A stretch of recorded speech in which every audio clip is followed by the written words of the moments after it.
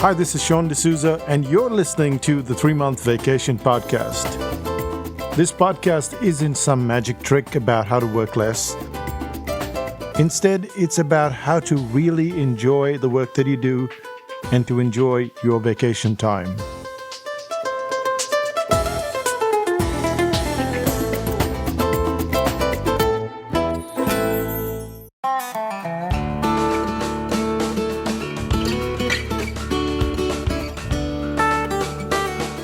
Hi, Sean D'Souza, and you're listening to the 3-Month Vacation. Who is considered the second greatest British personality of all time? When the BBC did a poll in 2002, they expected somehow that Winston Churchill would be in that top 10 list. But there, in second position, was someone whose name was reasonably unfamiliar. A name that didn't belong in this century, nor from the previous century. A man who was born in 1806 somehow, mysteriously, found his way to the second spot. His name, Isambard Kingdom Brunel. He was one of the most famous engineering minds of all time. And Brunel, he built a magnificent ship, and it was called the Great Western. At the time of its construction, the Great Western was the longest ship in the world. There she sat at 236 feet with one stunning goal in mind: to cross the Atlantic. The trip was to start from Bristol in the UK and then terminate in New York City in the United States. The goal was audacious because no one believed in the commercial viability of such a long journey. In 1838, despite many technological developments, shipbuilders presumed that a ship had limited capability. They believed that no ship could carry both commercial cargo as well as enough fuel to make this very long journey across the ocean.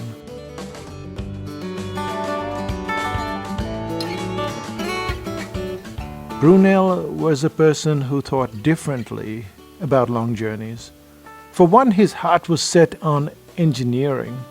He developed a theory, a sort of formula that involved the amount a ship could carry and how that ship could be built so that it faced a lot less resistance from the ocean. Armed with this formula, he set about building the Great Western. Instead of a ship just made from wood, Brunel added bolts. He added diagonal iron reinforcements. He increased the strength of the keel, and then he carried 4 masts for the sails. And so the ship, the Great Western, embarked on her maiden voyage from Bristol with 610 kilos of coal, cargo, and 7 passengers. Despite all the plans and engineering, Brunel's ship hadn't got off to a great start. In the 1830s, there was a competition to be the first to cross the Atlantic, powered by steam alone. The Great Western should have been well on its way, but it ran into difficulties before leaving Bristol. There was a fire on the ship. It was a minor fire, but Brunel was hurt in the fire, so he wasn't able to make the journey. As a result of the fire, 50 paying passengers canceled their trip. Finally, the ship made it out of Bristol's harbor with just 7 people on board. What's worse is that it was 4 whole days behind its competitor, another steamship called the Sirius.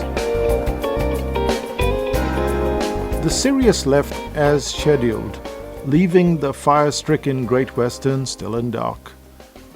Now, the Great Western and her crew were well and truly behind, and Sirius would get all the glory. But Sirius's trip was anything but glorious. Along the way to New York, Sirius ran into serious trouble. They started to run out of fuel. Her crew was forced to burn cabin furniture, spare yards, even an entire mast because of this fuel problem. And they took 19 days to get across the Atlantic. The Great Western, in comparison, arrived like the queen of the seas. She took just 15 days and 5 hours, and she had a third. That's almost 200,000 tons of coal to spare. This is a story about journeys, a writing journey in particular. I didn't want to write. My story is one about being nudged and pushed into writing. When we started out our first website, that is our first marketing website, I was writing for a fledgling portal called marketingprofs.com. Back in 2000, everyone was a fledgling and there wasn't much content online, as there is in this moment in time at least, which is why the founder of Marketing Profs, Alan Weiss, he would email me and he'd ask me for an article. This meant that I had to write. I didn't want to write, but I didn't have much of an option. We were new in the business, we'd just moved to New Zealand, and the only way that I could get any credibility in the marketplace was to get my name out there. And I ran into difficulty almost instantly. Every article was a real trouble, something I detested, yet I persisted. Over the years, I've learned that sheer determination and persistence is not enough. That engineering and planning, that makes the biggest difference to the journey. And we're going to cover the journey today, what I've learned in article writing over the years. And we're going to cover 3 elements as always. The first one being why a coach and editor are incredibly crucial. Not just any coach, but how to find that coach and editor. The second is why writing for yourself is a tedious process and you need to avoid it. And the third is why the one-word concept is your compass in the darkness. So let's start off with the first one, which is why a coach and editor are incredibly crucial. Whenever the topic of child genius is brought up, one name rises above them all: Wolfgang Amadeus Mozart. This kid, we are told, was a prodigy. Before the age of 6, he was already composing music. Most kids barely find their way around school at this age, and yet we are told Mozart was already competent at playing the piano. He could play the violin.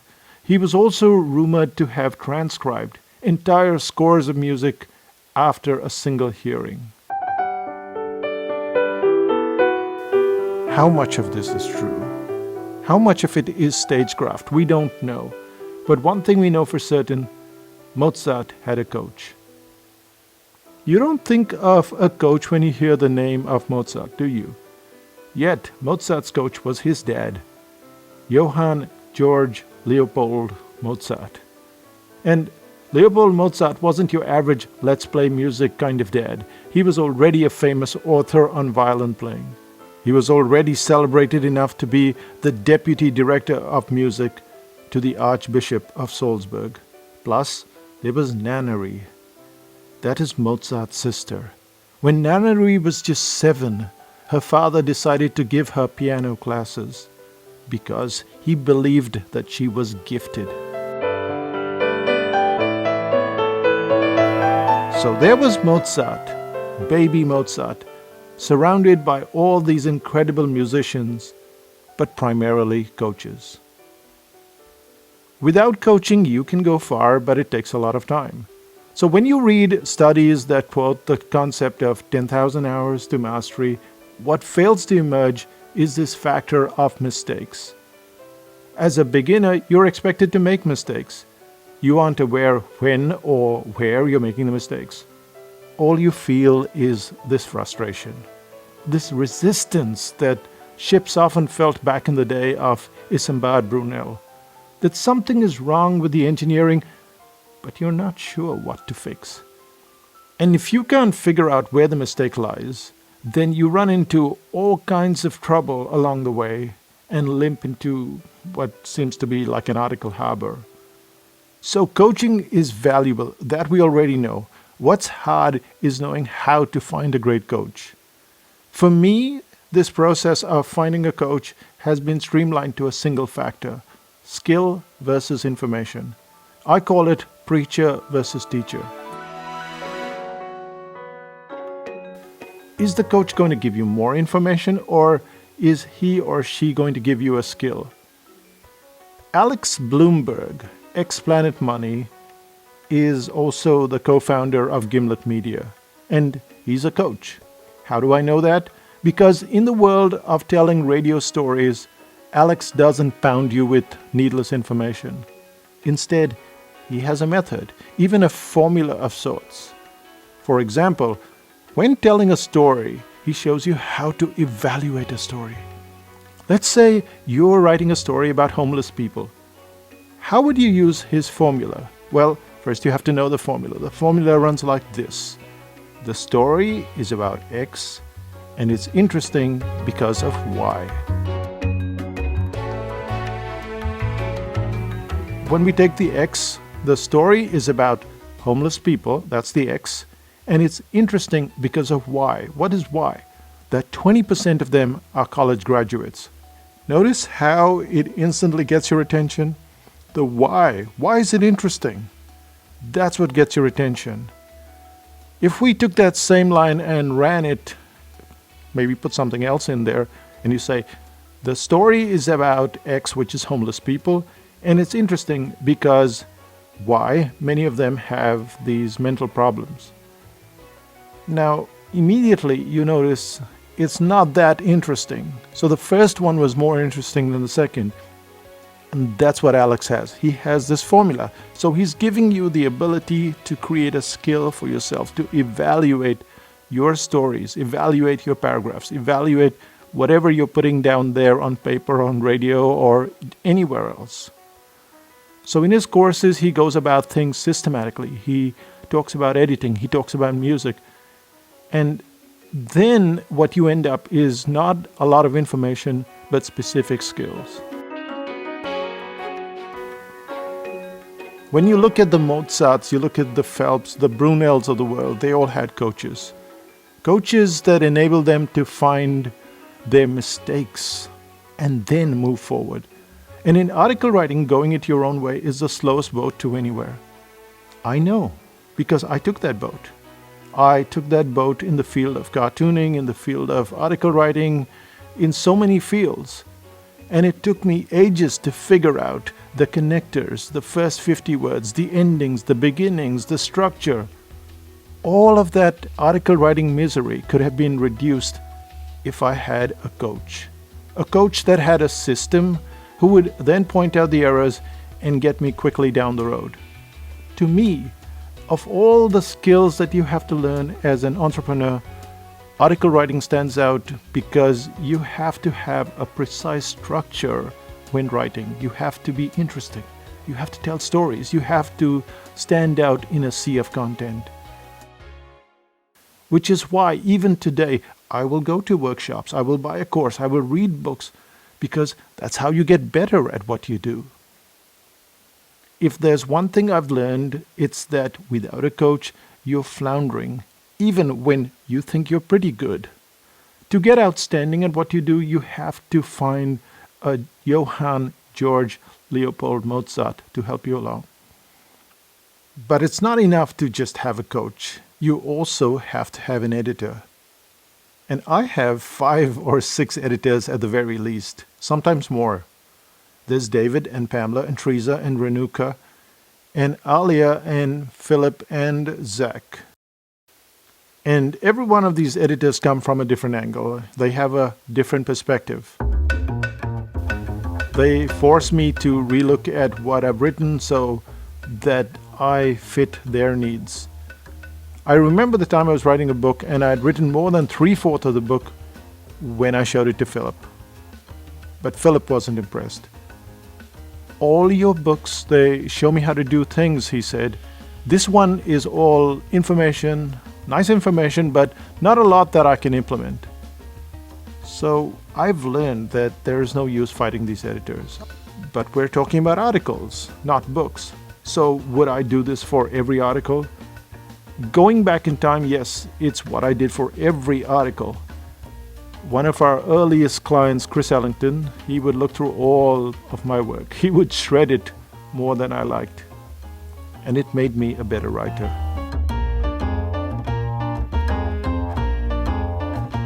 But even now, I'll post the series in 5000bc.com, and there are questions, lots of questions. The questions are a form of edit. They show me what's missing from the series, from the articles. They show me what repairs I have to do. Plus, what we also do is we put in what bugs me on the website. So when you go on the website, you can see the what bugs me. It's alongside every article. So years after an article is written, you can have a retrospective feedback. And this is my first learning in article writing, that at all times you need a coach who can find structural mistakes, who can help you get better at the core skill of writing. And then, once you've written, you need someone who can pick out the holes, who can get the article to the level that it deserves to be. Yet, to get to complete the article, you have to write it, and there is a big barrier in the way. That barrier is you. You are the barrier. But why are you the barrier? Let's get to the second part of this podcast and look at why writing for yourself is a tedious process and why it needs to be avoided.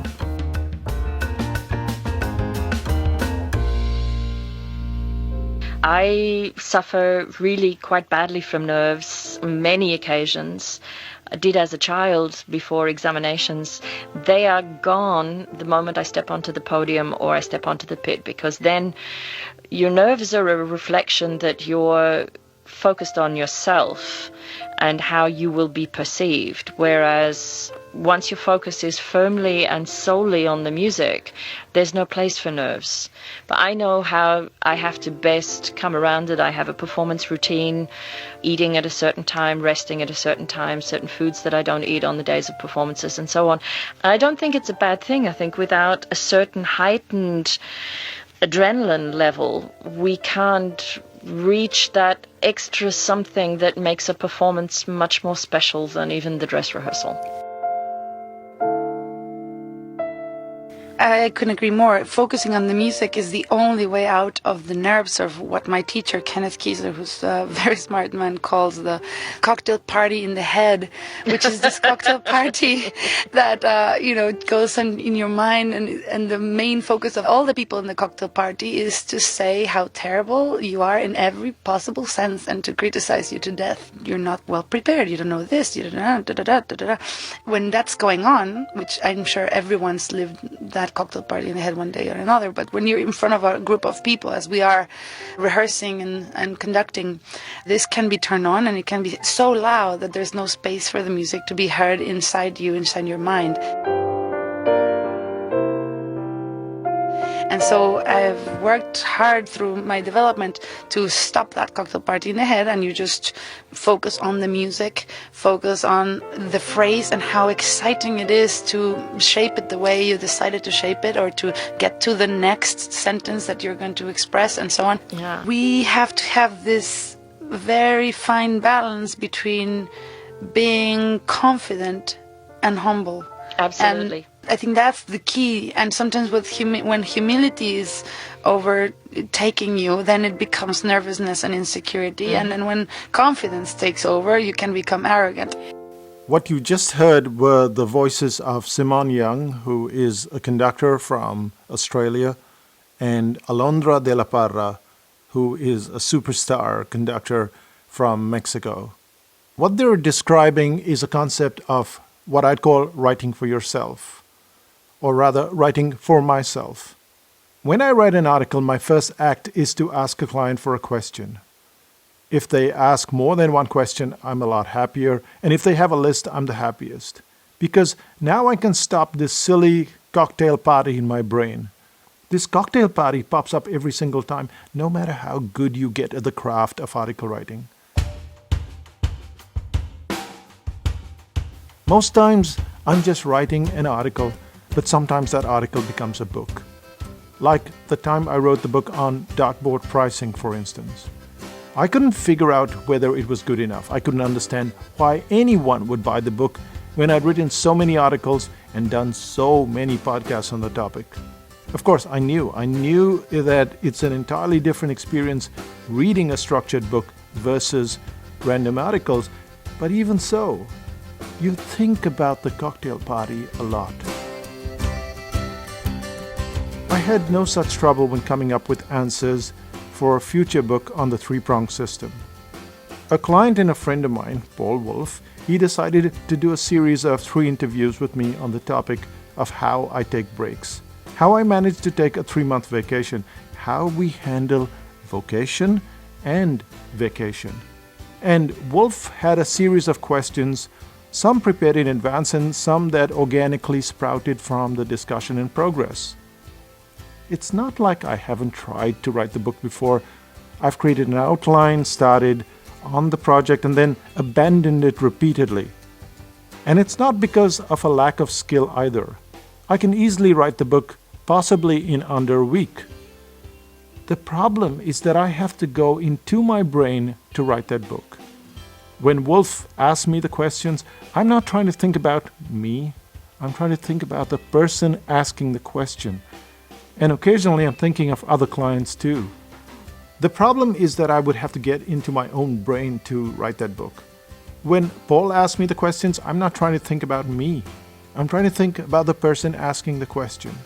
And so all of those answers that come out, well, they're organic, they're simple, they're stuff that I'm thinking, what would Paul do? What would someone else do? The cocktail party syndrome disappears. It's replaced by a focus on the audience. To write quickly and to write a lot, I need questions. I need a lot of questions. But where do we get these questions? I get most of my questions in 5000bc.com. So clients get in there to the forum and they ask a bunch of questions, and then I write answers to them. I also get a lot of questions through the podcast, through email, through consulting. I don't do a lot of consulting, but every time I do, it's just amazing. So questions come from chats after I make a presentation, and just through listening and reading. What I've learned is I can't look for a random person asking a question online. That doesn't work for me at all. Instead, I have to have a specific person asking me a specific question. And when I'm writing the answer, I'm thinking of that person. This is what gets me to take a walk in that person's shoes and to write with more fluidity than if I sat down with a blank screen staring back at me. We all wonder, hasn't this question been answered before? Aren't there 50,003 variations of this question already on the internet? And the answer is no. No one is going to answer the question like you do. For instance, there are whole books on the topic of focus. But my angle on focus and focus in a distracted world, that's different. So I take 3 months off every year. We still meet our fixed revenue goals. We still manage to write books, conduct courses, do workshops, paint, cook. In short, we can do whatever we want despite the distractions. So the angle is always going to be unique. My voice is always going to be unique, and yours will be too. Your voice, your tone, your language, even the structure of your answer will be different. The question may have been asked a million times before, but the answer, your answer, it's different. And the orchestra in your brain begins to play. You may not be a great writer yet. You may struggle as I did, but even in the middle of that struggle, you'll notice the emotion. You'll realize that everyone has gone home from the cocktail party, but you're not quite alone. Now you've got words on paper. Writing for yourself, it's very difficult. It's disgustingly difficult. It's hard to reach inside your brain and work out how to write an article, how to write a report, how to write a book. But when you write for others, you get that feeling that Young and De La Parra talk about.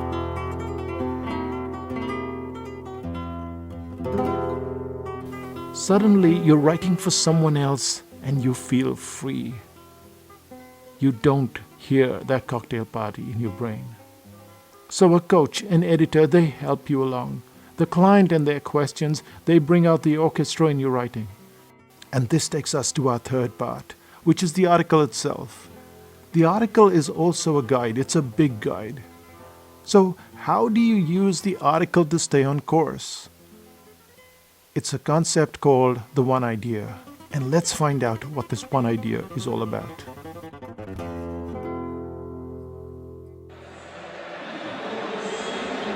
The stars are out and ready to shine.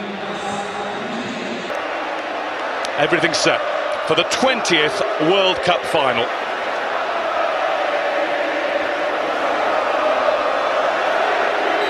The ultimate contest in the game. One of the ultimate teams against another that's a lot more reliant on one particular talent. It's Die Mannschaft against the man. Almost half of the goals scored in football or soccer are virtually random. And that's according to Martin Lames of the Technical University of Munich. However, there's a book called Das Reboot, and this is by author Raphael Honigstein. And he says that there is also a non-random side to football. He talks about how a well-prepared team can rise from the depths and win a match in the tournament. And especially, he talks about Germany, which is considered to be a world-class team but was at the bottom of the football heap in 2000. Germany's randomness came from complacency. In the European Championships in 2000, they failed to win a single game. They even lost to the English team, which was considered pretty terrible in the first place. And yet, 14 years later, Germany would rout Brazil 7-1. Then it would make its way to the ultimate prize, defeating Argentina in the World Cup final. What Germany did, and did effectively, was to reduce the randomness. Right after the 2000 Euro disaster, Germany's top professional clubs were ordered to set up academies, and there was a considerable cost to the clubs. So what they did was actively resist this directive. But 10 years later, this move proved to be a boon. It saved the club millions of dollars in transfer fees because more than half the players in the top division were academy graduates. In short, the moment they got rid of their randomness, the German team started to see results. And a similar concept applies to article writing. When we sit down to write, we often get into the state of randomness. And you know it's random because you can't sum up the article with one word or one idea. The moment you have one idea, that idea becomes a wall around the article. You know exactly what you're going to write about, what the subtopics are under that main topic, and how to get the stories, how to get the case studies to support that piece. For instance, this section is about why the article can't be random. Instead of starting the article with a boring line that says, "The worst thing you can do is write a random article," the article starts with a story of disaster. Well, a disaster for German football, anyway. Yet, most writers never sit down and write their one word because they're not sure it's the right word. But there is no right word. The word is what you want to communicate.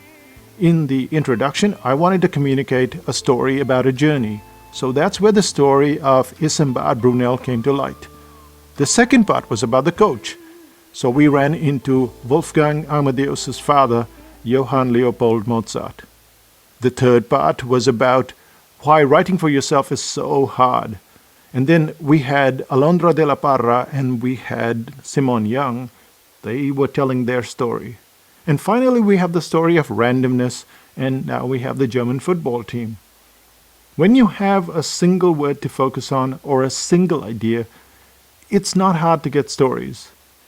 But it also forces you to stay within the parameters of that single word. I have to stay within the walls of randomness as part of this article unfolds, because I'm talking about randomness right now. So it becomes my binding agent. Ironically, the one word can be picked randomly. The one word in this piece could have been completely different. It could have been about binding. And so the story would be different, the angle would be different. It could have been about boundaries, and yet again, we'd see a different story or a different angle. So you don't have to pick one word that is correct That one word can be random, but then it forms that binding agent. If you simply sit down to write an article, you're doing what a lot of crummy writers do. Sure, you can pick up the one word or the one idea randomly, but then that becomes your binding agent. It becomes your wall. It becomes your barrier. Now you have focus.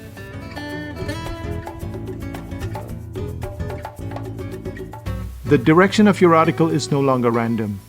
You follow the lead of the one word, and your article isn't a mishmash of ideas thrown randomly on paper.